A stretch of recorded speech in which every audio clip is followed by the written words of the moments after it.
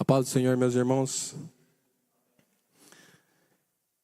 Que a tua palavra seja a nossa regra, teu Espírito Santo, o nosso mestre, e a tua maior glória, a nossa ocupação suprema. Por Jesus Cristo, nosso Senhor. Amém. Eu quero que você deixe a Bíblia sua aberta na leitura que fizemos no início. Primeiro livro de Samuel, capítulo 14. Eu vou estar lendo somente um verso agora. E a seguir nós vamos meditar nesse capítulo. 1 Samuel capítulo 14.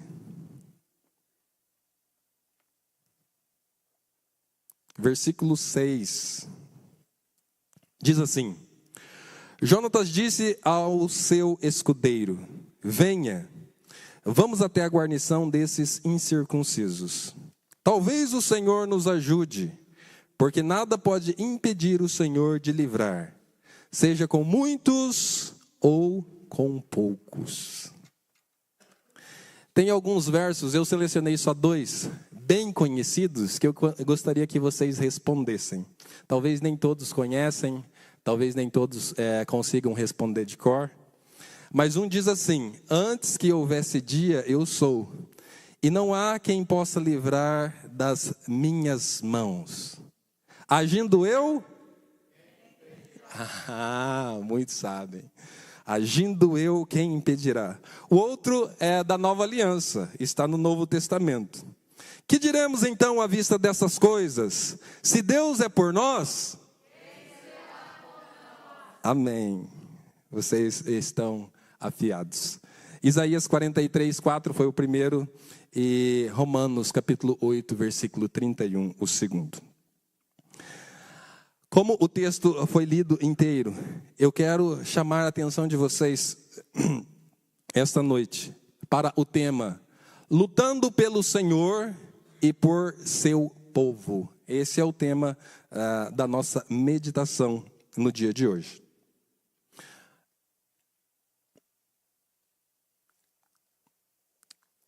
Alguns escritores atribuem esta fala a John Knox.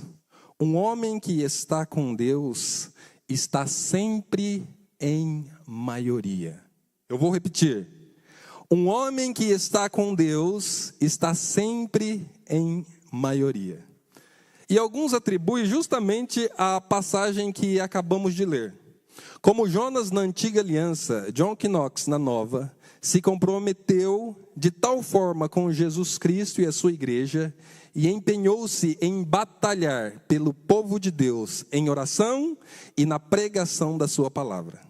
Charles Spurgeon, ele diz que a maior bênção e a maior dádiva feita pela Escócia foi quando John Knox se levantou, ou melhor, se ajoelhou para interceder por esse povo.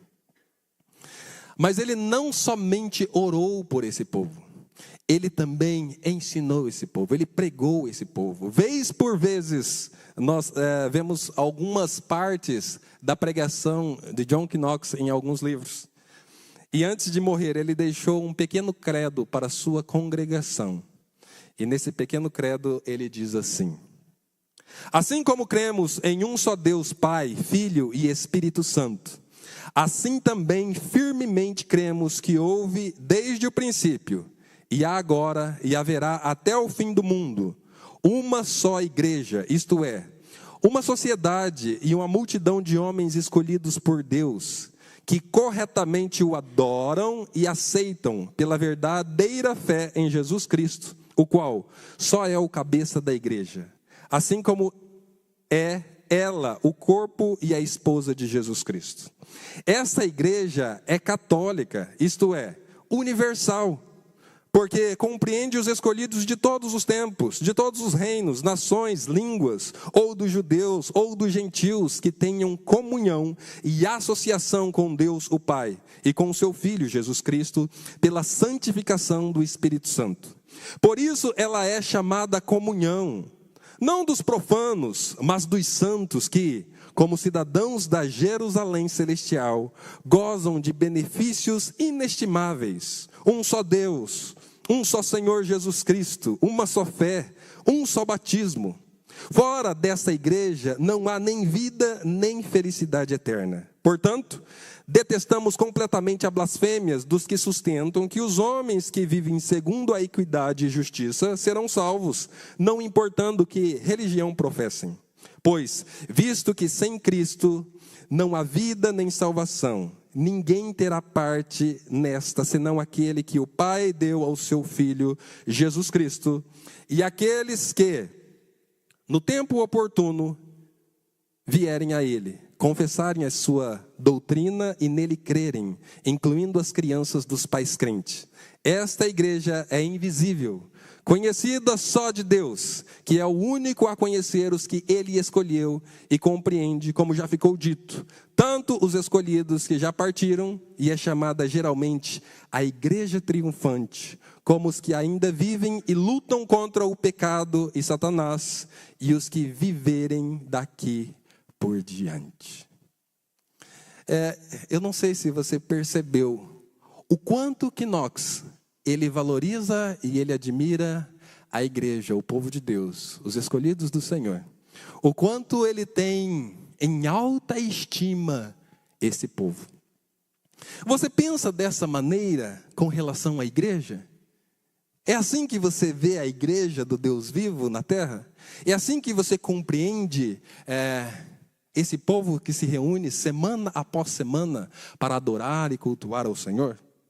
Bom, se você entende assim, se você pensa assim, está de acordo com John Knox, deixa eu te lembrar que esse povo, que assim como ele disse, desde tempos do início até os dias de hoje, é o povo de Deus na terra, esse povo tem N inimigos, muitos inimigos, e sempre foi assim, e sempre será assim, até que então Jesus volte e leve a sua igreja para morar com Ele para sempre no novo céu e numa nova terra.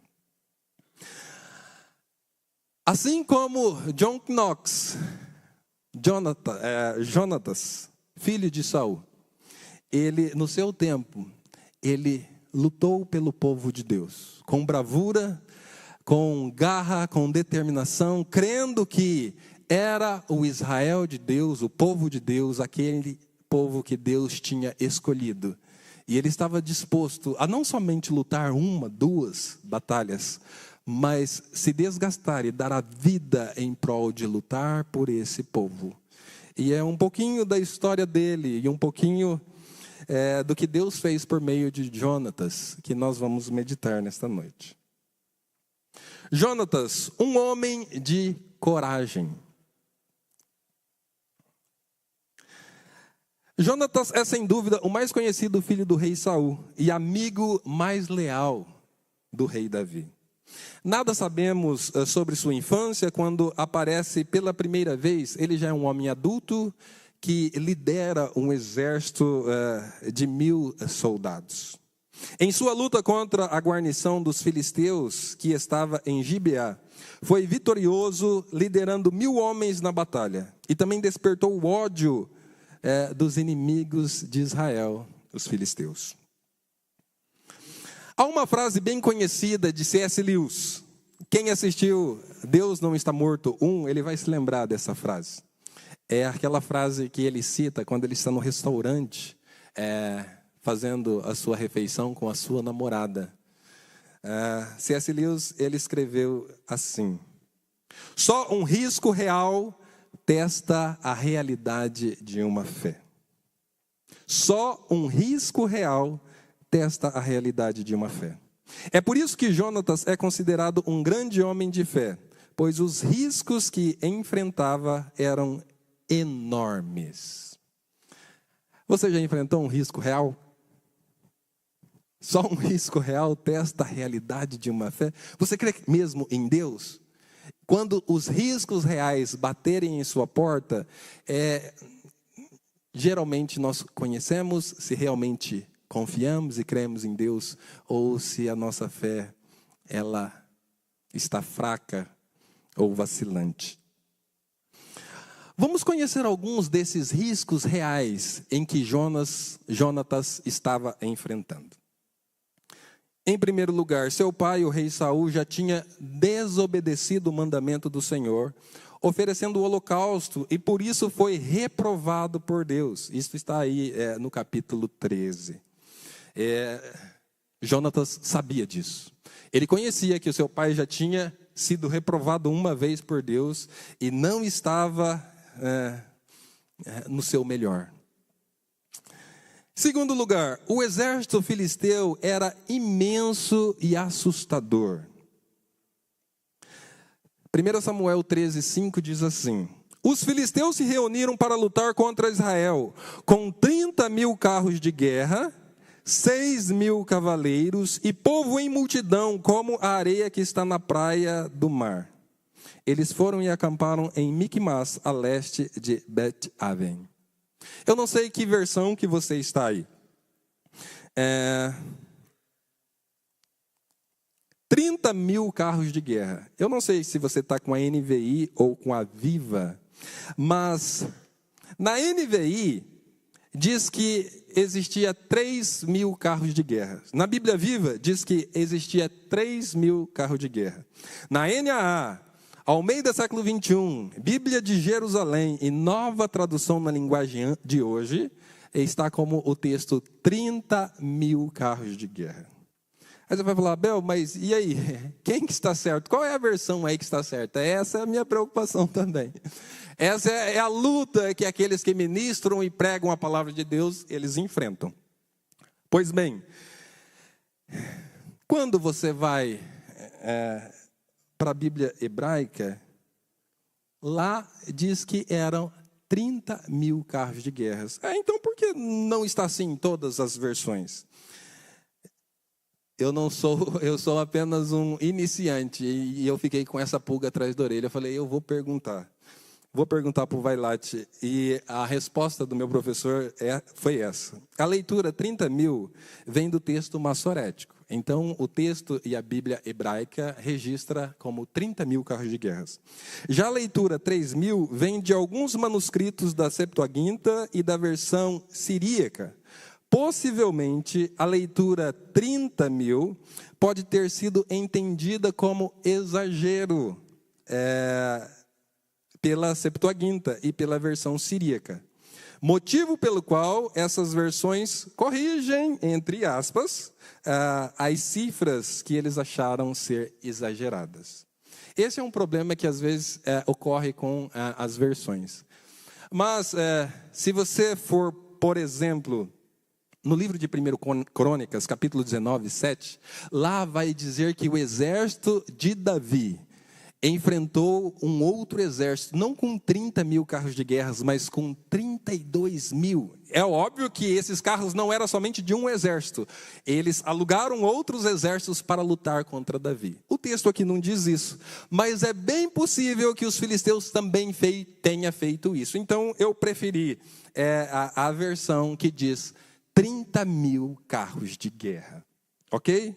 Agora pensa comigo você. Eu estou colocando alguns problemas que Jonatas, o exército de Israel, está enfrentando. Seu pai pecou. O exército é assustador. São 30.000 carros de guerra, 6.000 cavaleiros e uma multidão de soldados como a areia que está na praia.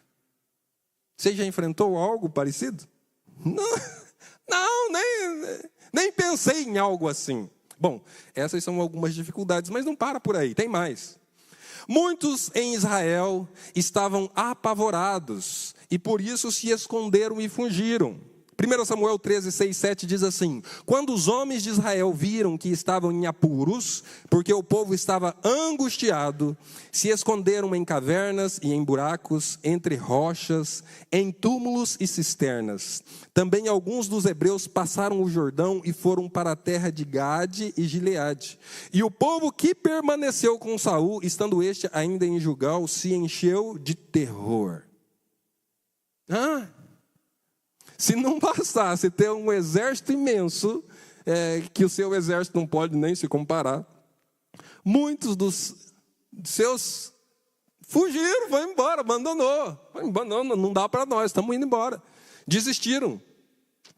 E Jonatas, ele está vendo tudo aquilo, tudo o que está acontecendo. Ele é um cara observador, um líder observador. Mais um problema: alguns israelitas se juntaram ao inimigo. Pior do que fugir, muito pior do que um cara fugir e abandonar o exército, é ele virar a casaca. Ele não foi embora, ele foi para o exército do inimigo, se debandou para o lado dos filisteus. Tem mais problema, Bel? Pior que tem. Pior que tem. Se fosse só esses. Com todas essas baixas, ele tinha outro sério problema. Os poucos soldados que ficaram estavam sem armas. Você já imaginou? Você só tem 600 homens agora. E dos 600 homens que ficou, não tem arma, os caras estão sem arma. O que você vai fazer com 600 homens sem arma, sem espada, sem lança? Olha só o que está em 1 Samuel 13, 19 a 24.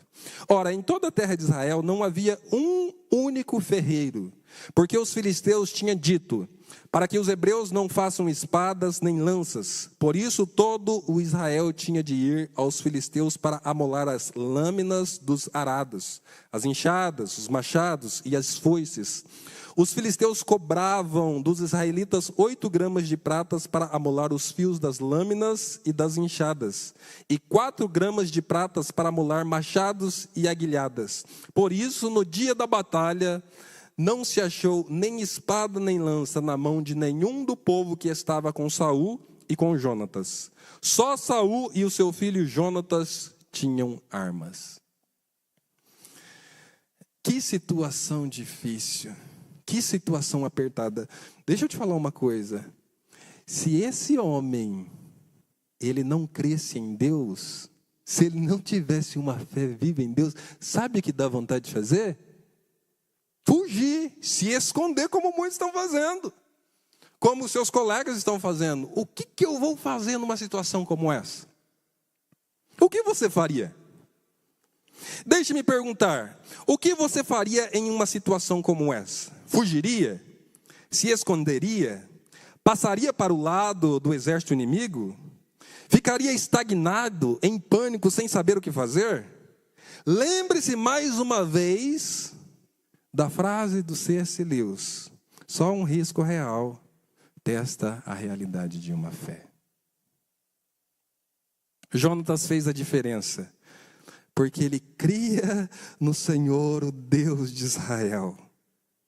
Jonatas disse ao seu escudeiro: venha, vamos até a guarnição desses incircuncisos. Talvez o Senhor nos ajude, porque nada pode impedir o Senhor de livrar, seja com muitos ou com poucos. Quando você conhece esse cenário, então você fica sabendo como que esse jovem confiava no Deus de Israel. Porque o cenário é assustador, é apavorante. Da onde vem fé como essa? De meditar e crer nas Escrituras. A fé vem pelo e ouvir. Você acha que Jonas não conhecia tudo que Deus fez no passado? Você acha que Jonas não sabia de toda a história de Israel? Você acha mesmo que ele não conhecia a história de Gideão? Gideão enfrentou um exército de multidão, de milhão, com 300 homens. Deus pode livrar independente dos números. Ele pode usar muitas pessoas? Pode. Ele pode usar poucas pessoas? Claro. Números nunca foi dificuldade para o Senhor, mas as pessoas se enganam com números. As pessoas se intimidam com números, mas Deus, o Deus de Israel, não. E Jonatas sabia disso. Ele pode salvar com muitos ou com poucos. Em segundo lugar, Jonatas é um homem de visão.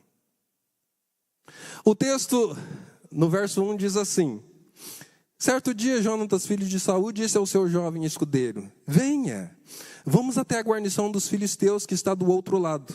Porém, ele não contou isso ao seu pai. Era um dia como os demais, mas algo já acontecera no coração de Jonatas. Ele não gostava do que via. O cenário era de terror, lamento e pânico. O tempo passava e ninguém fazia nada, e isso só estava piorando a situação. Surge então um sonho, uma visão. E sonho e visão aqui, não é que Jonatas viu, Deus revelou, não. Sonho e visão que eu quero passar é aquele desejo, aquele sonho que você tem de ver a situação mudar, sabe? De não se conformar com aquilo que está acontecendo, um desejo de ver mudança, de fazer alguma coisa em prol, tanto do nome do Senhor, quanto do seu povo, do seu exército, da sua família. Um desejo forte, uma vontade enorme de ajudar o seu povo, seus irmãos, de vê-los novamente cheios de ânimo e de vigor. E são esses pensamentos e sentimentos que vêm uma decisão. Vamos lá. Ninguém toma decisão assim do nada. Ele pensou, ele teve um sonho, um desejo, um forte desejo e fez um convite para o seu escudeiro. Vamos lá. E o seu escudeiro topou. E ele foi, vem, vamos à guarnição dos filisteus que está do outro lado. Alguém pode pensar, ei, isso é suicídio. Vocês vão morrer. Se 600 soldados não podem guerrear contra esse exército enorme, quanto mais 2 homens apenas. Sim, isto é uma possibilidade. Mas para Jonatas é melhor morrer fazendo a coisa certa do que viver sem ao menos tentar vencer o inimigo. Vocês sabem que esse Jonatas, guerreiro, ele vai morrer mais tarde, justamente em campo de batalha. Mas é muito melhor você lutar do que você virar as costas, como se nada tivesse acontecido, e se aquilo não fosse com você. Jonatas não é esse tipo de homem. Deixa eu fazer mais algumas perguntas para vocês. Quais são os seus sonhos? O que lhe faz chorar? Se entristecer? Se alegrar? Será que são sonhos só para questões pessoais de conforto, segurança, prazeres momentâneos e passageiros? Penso que grande parte de nossos sonhos vem do nosso coração pecaminoso e egoísta. Mas se você sonha em ver pessoas sendo salvas, sendo libertas das garras do inimigo, amando Jesus Cristo, sonha em ver o povo de Deus cheio do Espírito Santo, de vigor, de ânimo, dispostos a guerrear contra o pecado, o mundo e Satanás, então creio que essas visões, esses sonhos, não são somente seus. Nasceu em seu coração, mas foi Deus quem os plantou. Assim é no coração de Jonatas. Foi Deus quem plantou esses sonhos, esses desejos, as ideias de ver a mudança no meio daquele exército. Hoje na escola dominical, o Donis tocou nesse assunto. E eu quero lembrar vocês, porque muitos não estavam aqui. Deixa eu te lembrar de uma coisa séria. Você está em uma guerra. Sério, você está em uma guerra. Não importa se é cristão ou não, continua em uma guerra. E só existe 2 exércitos lutando. Um é o exército do Deus vivo e seus guerreiros. O outro é o exército de Satanás e seus súditos. A pergunta fundamental é: de que lado você está? Não tem outra coisa. Só tem esses 2 exércitos. Sempre só teve esses 2 exércitos. A questão é, de que lado você está?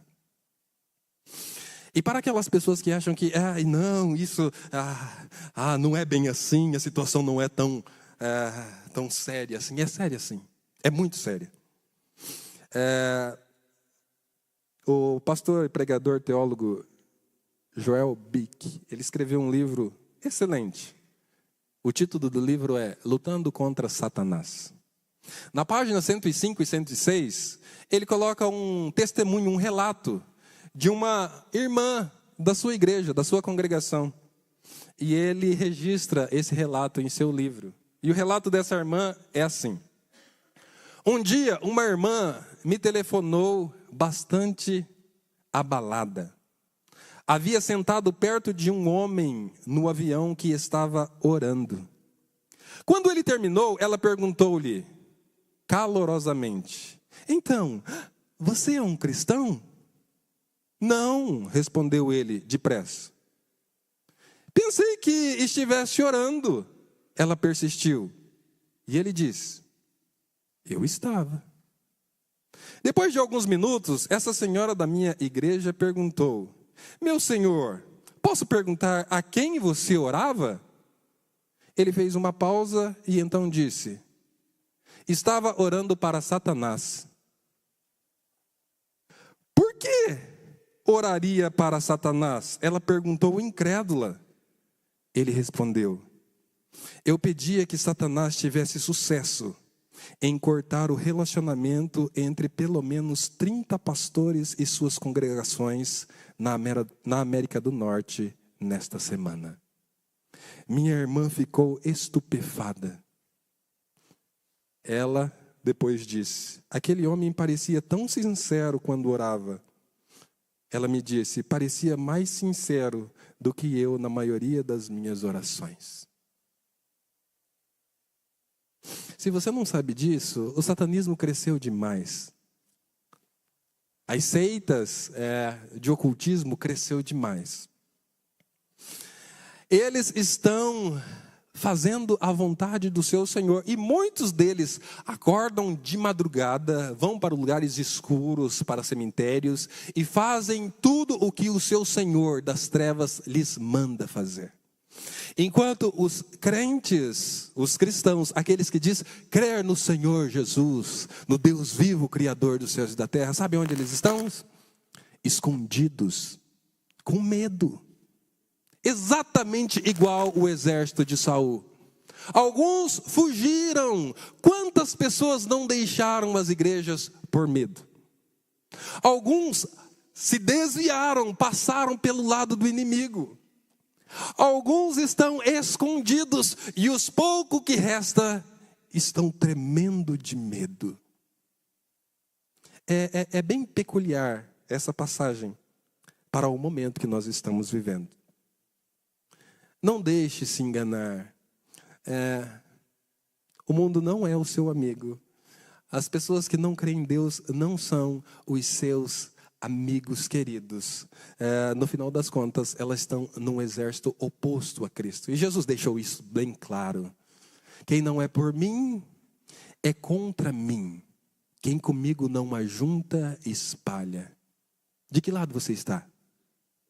Você está com Cristo? Está lutando pela causa de Deus, junto com seus irmãos de fé? Ou você está escondido, fugindo, ou virou a casaca e passou para o lado do inimigo? Jonatas, um homem de discernimento e fé. Jonas não contou nada a seu pai. O texto não diz porque ele não contou, mas nós podemos imaginar que Saul já tinha desobedecido a Deus e talvez ia causar empecilho para que Jonatas cumprisse o seu desejo de ver Deus agir. Então ele vai em silêncio. Ele não abre a boca. Ele é um homem de discernimento. Fé e discernimento, o Doni falou hoje, vigiar e orar estão juntos. Um homem de fé, ele não faz o que dá na telha. Opa, peraí, conto ou não conto? Não vou contar. Senti de não contar. Eu penso que dessa vez eu tenho que ir só. E ele vai e só o seu escudeiro vai com ele. A fé de Jonatas e de seu escudeiro é forte, cheia de ânimo e impressionante. Sei que muitos de vocês creem em Deus, em sua palavra e em seu Filho Jesus Cristo. Mas me responda isso. Hoje está muitas perguntas para responder, né? Mas me responda isso. Sua fé está cheia de ânimo? Eu sei que todos aqui creem em Deus, creem na palavra, creem no sacrifício de Cristo. Mas me responda uma coisa. Você está cheio de ânimo? Ou, frequentemente, você está desanimado? Você consegue ver que esse desânimo é um ataque? Ou você não consegue entender isso? Porque o normal da vida cristã, eu sei que você passa por momentos, mas o normal, o que deve ser ou reger a maioria da sua vida é de pessoas animadas, cheias de vigor, de ânimo. Mas às vezes, o que me parece, me corrigem se eu estiver errado, com frequência os cristãos estão muito desanimados. E aí, meu irmão, como é que tá? Tô levando. E aí? E eu não estou falando de alguns pontos, eu estou falando de uma frequência. Às vezes nós não reconhecemos que isso é um ataque. Mas eu me lembro de uma ilustração, se não me falha a memória, foi Charles Swindoll, que ele conta, que é uma ilustração, viu? No inferno existia várias armas de ataque. E os demônios vinham, ou os inimigos do povo de Deus, falavam, essa aqui quanto custa? Eu vou colocar as cifras aqui que eu não me lembro. Essa aqui custa R$1.000. E essa aqui? Essa aqui custa 1.700. E essa aqui? Essa arma aqui é boa, essa custa 3.000. E eles iam perguntando, estava numa bancada, e falou, e essa aqui? Essa aqui é R$30.000. 30? Mas por que essa aqui é tão cara assim? Porque essa aí funciona de uma forma eficaz. E como que é o nome dessa arma? Desânimo. Essa é desânimo. Ah, como esse faz o trabalho eficaz. Não importa se você crê, se você confia, se você entende teologicamente. Uma pessoa desanimada, dificilmente ela vai lutar por Deus e pelo seu povo. Não vai. Mesmo sabendo de tudo isso que eu estou falando, não vai. Por quê? Estou desanimado. Mas talvez essa noite seja o momento de você colocar, Senhor, talvez eu fui atacado e estou sendo preso por essa arma. Livra-me, Senhor. Eu quero sentir ânimo novamente, vigor, força, para lutar bravamente em nome do Senhor e pelo bem do teu povo. Que essa seja a nossa oração. A fé de Jonatas e seu escudeiro não é um pulo no escuro como alguns pensam. Não é irracional como muitos imaginam. Por vezes é suprarracional. Sim, suprarracional é. Vai além da sua imaginação, dos seus pensamentos. Mas nunca irracional. O verso 6, ficamos sabendo a fé corajosa desses homens. O Senhor, quando ainda não sabem o que lhe acontecerá. Vou repetir. No verso 6, ficamos conhecendo a fé corajosa desses homens de Deus, quando ainda não sabem plenamente o que lhe acontecerá. Vá no verso 6 para mim, por favor. E olha só, mais uma vez. E Jonatas disse ao seu escudeiro, vamos ao destacamento daqueles incircuncisos. Talvez o Senhor haja em nosso favor. A NVI coloca assim, talvez. Sabe como que a nova tradução da linguagem de hoje, ela traduz esse texto? Pode ser que o Senhor nos ajude. Almeida Fiel, porventura operará o Senhor por nós? E algumas pessoas acham que isso daqui não é fé, mas isso é a fé verdadeira, mas que não sabe de tudo, que não conhece tudo e não sabe como Deus vai agir. O que eles sabem? A continuação do verso é exatamente o que eles sabem. Pois nada pode impedir o Senhor de salvar, seja com muitos ou com poucos, mas nós não sabemos. Talvez o Senhor nos ajude. Pode ser que Ele nos livre. Porventura o Senhor nos livrará? Pode. Ou não pode? Às vezes a gente acha que a fé verdadeira é um pensamento positivo que você nunca pode, sim ou não. Vamos orar por um enfermo, vamos orar por esse enfermo, meus irmãos, e Deus pode curar. Não, Deus vai curar sim. Vai. Ele pode, eu sei que ele pode, mas não sei se ele vai curar ou não vai curar. Eu tenho uma causa na justiça, meu irmão, e vamos orar que Deus pode fazer você vitorioso nessa causa. Não, ele vai. Eu não sei. Ele pode, mas se ele vai, eu já não sei. Deus o sabe. Essa é o início. Abel, mas você nunca pode orar assim que Deus vai? Não, se Deus revelar para você, aí sim. Se Deus disser para você que Ele vai fazer, aí Deus disse, cara. Você está tranquilo. Mas enquanto Deus não disse, você fala assim, Deus pode livrar, Deus pode salvar, Deus pode nos dar 100, 200 anos de vida, Deus pode tirar esse câncer, Deus pode tudo.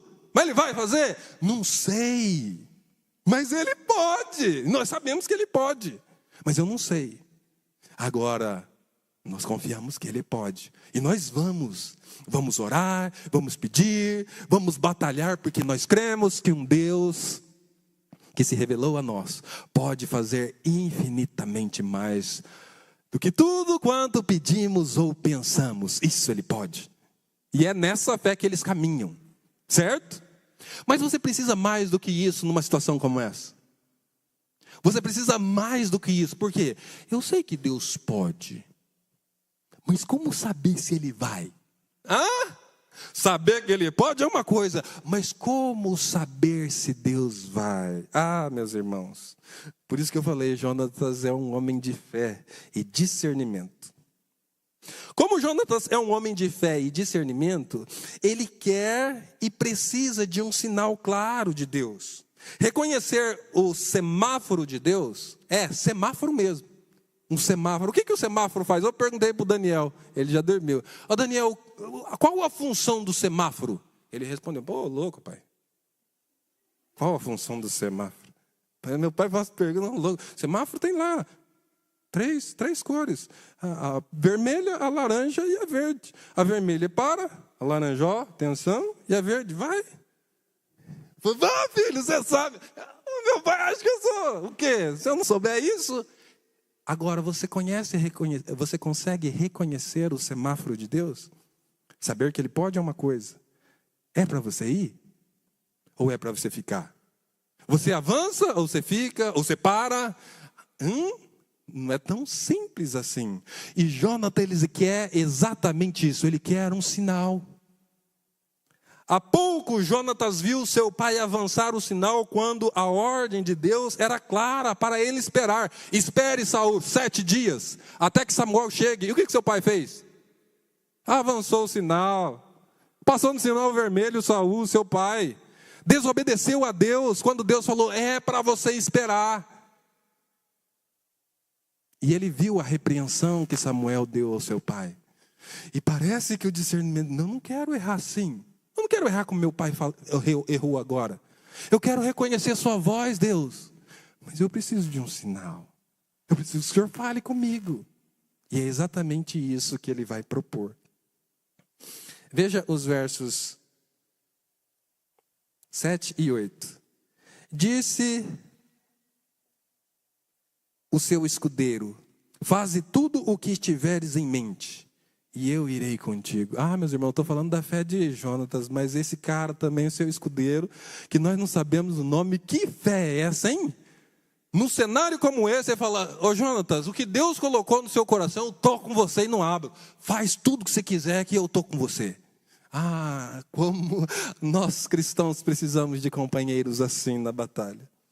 E Jonatas disse, venha, vamos atravessar na direção dos soldados e deixaremos que nos avistem. Se nos disserem, espere aí, até que cheguemos perto, ficaremos onde estivermos e não avançaremos. Mas se disserem, subam até aqui, subiremos, pois este será um sinal para nós, que o Senhor os entregou nas nossas mãos. Esse homem é um homem inteligentíssimo. Senhor, eu confio no Senhor, mas é para mim fazer isso? Eu sei que o Senhor pode, mas é para eu subir? Senhor, eu vou propor um sinal. Eu sei que existe duas alternativas. A sua vontade pode ser que eu fique parado ou que eu avance. Mas eu quero estar no centro da sua vontade. Então, se o semáforo colocar vermelho lá, é se os incircuncisos filisteus disserem assim: parem aí, nós ficaremos parados e não subiremos. Eu entendo que não é somente eles, mas é um sinal que o Senhor está me dando. Mas se esses caras disserem para mim, suba para cá, eu tenho certeza que é o Senhor que me deu um sinal verde e eu vou subir. E o Senhor vai na minha frente. E ele propôs isso para o seu escudeiro e eles foram. Vamos deixar ser visto. Estão lá, deixaram ser visto de longe. E foi exatamente isso que os circuncisos filisteus falaram. Vejam, olha só, seguindo o verso. Vejam, os hebreus estão saindo dos buracos onde estavam escondidos. E gritaram para Jonatas e seu escudeiro: subam até aqui e lhes daremos uma lição. Diante disso, Jonatas disse a seu escudeiro: siga-me, o Senhor os entregou nas mãos de Israel. O que eu precisava. Eu estava orando aqui e precisava. Agora, meus irmãos, isso aqui é importantíssimo. Nem sempre o sinal que você está pedindo vai ser fácil. Normalmente não é. Ele está partindo para um exército gigante. 30 mil carros de guerra. Um monte de soldados. E para piorar, eu pulei o texto. O verso 4 diz assim: em cada lado do desfiladeiro que Jonatas pretendia atravessar para chegar ao destacamento filisteu, havia um penhasco íngreme. Um se chamava Bozes e o outro Sené. Havia um penhasco ao norte na direção de Micmax e outro ao sul na direção de Geba. Ele tem que escalar para chegar a esses caras. E algumas pessoas acham que Bozes e Sené significa um penhasco é pedregoso e o outro está cheio de espinho. Você consegue escalar um negócio desse? Um está cheio de pedra, escorregadio, e o outro cheio de espinho. Mas ele orou e Deus falou: sobe. O sinal é: sobe. E os filisteus chamaram para subir e ele foi subindo. De gatinho, engatinhando. E no que ele subia, os filisteus começaram a vir e esse homem começou a guerrear sozinho. Ele derrubava os homens e o seu escudeiro atrás os matava. Ele derrubava, matava. E ele matou sozinho cerca de 20 homens. O que acontece quando as pessoas se propõem a fazer a vontade de Deus e seguir o seu semáforo? Deus entra na batalha e a vitória é certa. Ele entra na batalha e a vitória é certa. Acompanhe comigo a partir do verso 15. Então caiu terror sobre todo o exército, tanto sobre os que estavam no acampamento e no campo, como sobre os que estavam no destacamentos, e até mesmo nas tropas de ataque. O chão tremeu e houve um pânico terrível. Isso no exército dos filisteus. Agora eles estão em pânico. Aqueles que minutos atrás estavam zombando dos israelitas estão escondidos nas cavernas, nos buracos. Estão saindo agora esse bando de gente covarde e fraca. Agora eles já estão em pânico. Por quê? Porque Deus trouxe um tremor, um terremoto, e o pânico abalou o exército. Agora esses soldados já não estão mais confiantes, mesmo com todos os seus números, mesmo com todos os seus carros e com todas as suas armas. Eles descobriram o que John Knox descobriu anos mais tarde. Um homem que está com Deus está sempre em maioria. E agora não é só com 2 ou 600 homens que você está lutando, é com Deus poderoso de Israel. As consequências da vitória do Senhor é que o pânico abalou o exército inimigo. As consequências é que eles, verso 20, parte B, encontraram os filisteus em total confusão, ferindo-se uns aos outros com suas espadas. Eles tinham espadas? armas, eles estão lutando entre si. Tamanho é o pânico que eles estão vivendo. Mas essas não são as únicas consequências. As que eu mais gosto. As consequências de você ver Deus agindo é que aqueles que estavam desviados, eles voltam. Olha só o verso 21. Alguns hebreus que estavam do lado dos filisteus, que viraram a casaca e que com eles tinham ido ao acampamento filisteu, passaram para o lado de Israel, que estavam com Saul e Jonatas. Eles viram, Deus está agindo em favor do nosso povo e nós estamos longe. Voltaram. Você acha que os desviados eles não sabem que existe um Deus? Eles se desviaram por algum engano, por algum medo, por algum pecado. Mas quando eles veem Deus agir, eles voltam e voltam arrependidos. Sempre foi assim. Nos momentos de avivamento, eles sempre voltam. Quais são as outras consequências? Aqueles que tinham fugido, vocês se lembram? Que estavam escondidos nos buracos.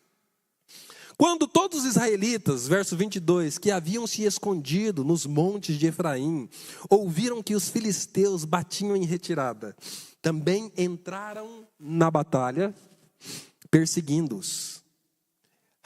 Não vamos. Deus visitou o arraial, mas estava escondido aqui dentro da toca. Não, eles saíram. Aqueles que estão com medo. Aqueles que fugiram, voltaram. E o exército de Saul, que estava paralisado com medo, o próprio rei estava com medo.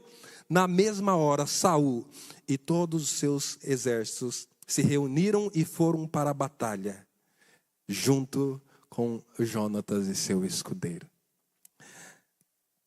O verso 23, ele termina assim: assim o Senhor concedeu vitória a Israel naquele dia. E a batalha se espalhou até além de Bet-Aven.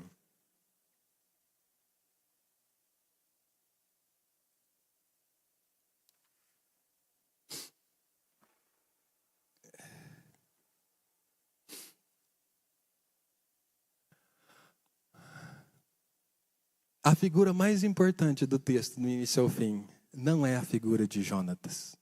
Não é a figura do seu escudeiro. Mas aquele a quem eles confiaram. O Senhor honrou a fé desse homem. O Senhor deu sinal a ele. E não somente a vida dele, a vida do seu escudeiro foi poupada, mas a vida do povo de Israel termina como um dia memorável. O texto diz que o Senhor concedeu vitória a Israel naquele dia. E a batalha se espalhou para além de Bet-Aven. Eu quero concluir essa mensagem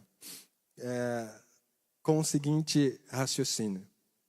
O mesmo Senhor que ajudou Jonatas naquele dia, é o mesmo que também, anos atrás, entrou na guerra e obteve vitória definitiva para o povo de Deus. Porém, quando ele guerreou, não teve um escudeiro para estar ao seu lado, para o ajudar. Na realidade, ele ficou sozinho, pois é o único que pôde triunfar contra nossos inimigos e obter eterna redenção. Sabe, o Senhor que ajudou Jonatas é o Senhor que não somente envia os seus soldados, mas ele mesmo vem quando tem que triunfar contra os seus inimigos. E a Bíblia diz, Paulo diz em Colossenses, que Jesus triunfou sobre os seus inimigos e potestades, expondo-os por meio da cruz. É o mesmo Senhor Jesus Cristo que lhe convida para se posicionar e lutar corajosamente ao seu lado e ao lado dos seus irmãos. Você pode estar precisando de coragem para se posicionar na escola ou no trabalho como discípulo do Senhor Jesus. Ou melhor, como um dos seus guerreiros. Você pode estar precisando de coragem para continuar em seu trabalho árduo, talvez cuidando de crianças na escola, de idosos, de crianças em casas, ou de crianças com deficiências físicas. Sabe que existe uma coragem que é diferente daquela coragem que um cara entra em um carro em chamas e retira o bebê de lá, e todo mundo aplaude, e há um glamour, e passa no noticiário. Tem um tipo de coragem, e um escritor que eu não vou me lembrar o nome, que ele fala assim, existe uma coragem que é talvez ainda maior, é aquela que você tem que lidar com o tédio, com o trabalho maçante, repetidamente, todos os dias. Às vezes uma criança que tem dificuldade à noite, às vezes uma criança que tem dificuldade de aprendizado, às vezes um idoso que lhe dá tanto trabalho. Mas lá não vai ter ninguém, não vai ter aplausos, não vai ter noticiários para revelar. Mas você precisa de tanta coragem nesses trabalhos.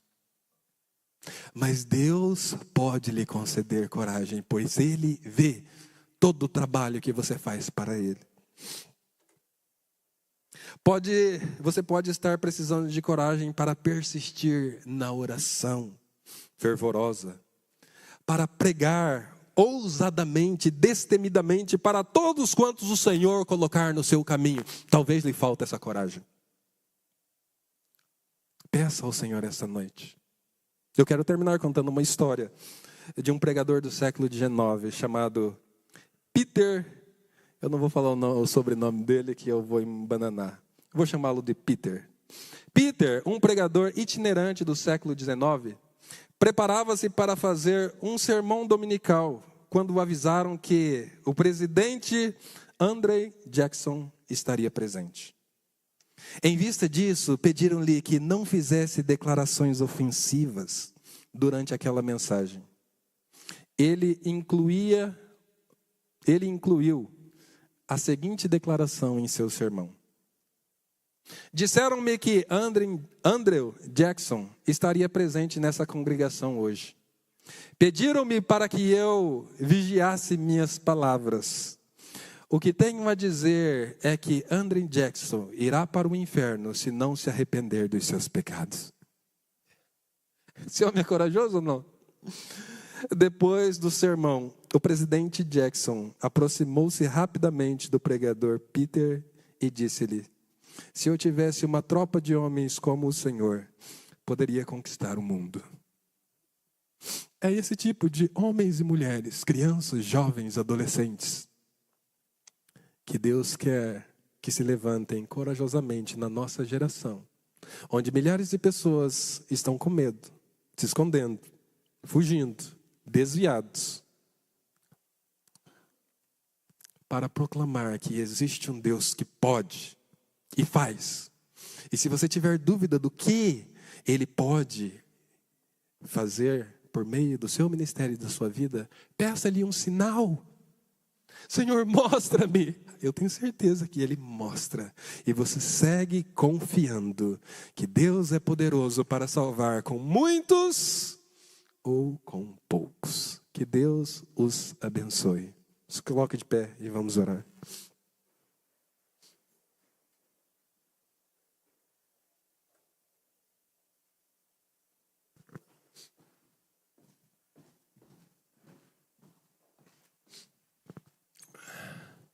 Pai bendito, graças nós te damos por essa palavra.